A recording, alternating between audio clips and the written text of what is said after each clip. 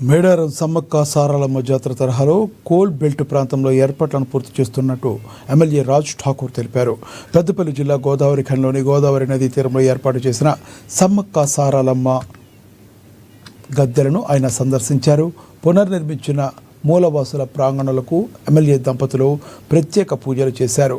కోయ పూజారులు అమ్మవార్లను గిరిజన సంప్రదాయ రీతిలో పునఃప్రతిష్ఠించారు.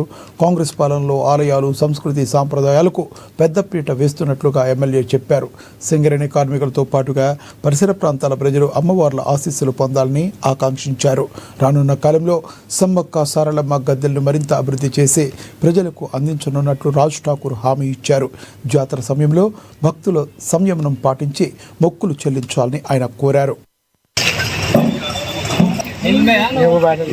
నేను శాసనసభ్యుడైన వెంటనే 2 సంవత్సరాల పూర్వం అప్పటికప్పుడు బ్రహ్మాండమైనటువంటి ఏర్పాట్లు చేశాం.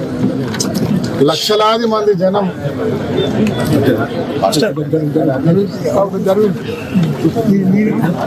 లక్షలాది మంది భక్తులు ఇక్కడికి వచ్చి వారు దేవతల దర్శనం చేసుకొని సంతోషంగా వెళ్ళడం మనం అందరం చూసాం.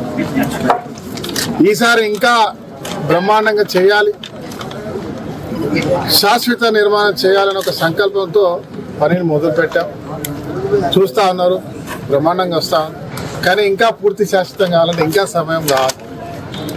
మరి వచ్చే ఈ ఉన్న దాంట్లోనే పూర్తి చేసేటువంటి ప్రయత్నం చేస్తూ బ్రహ్మాండమైన ఏర్పాట్లు చేస్తున్నాం. ఈరోజు మరి సమ్మక్క సారమ్మలు ఈరోజు మళ్ళీ ఈ పుణ్యక్షేత్రానికి రావడం, ఇవాళ బ్రహ్మాండమైనటువంటి పూజ కార్యక్రమం